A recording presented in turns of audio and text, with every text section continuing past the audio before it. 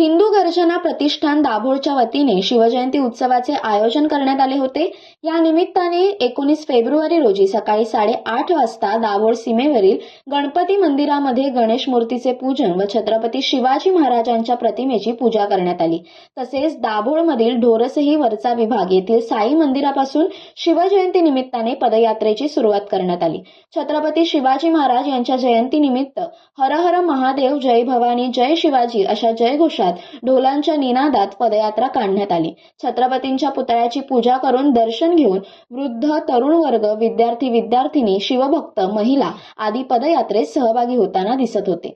विद्यार्थी विद्यार्थिनींनी वेगवेगळ्या वेशभूषा केल्या होत्या। दाभोळ खडपकरवाडी नाक्यावर शिवकालीन युद्ध सरावाचे प्रशिक्षण सादर करण्यात आले।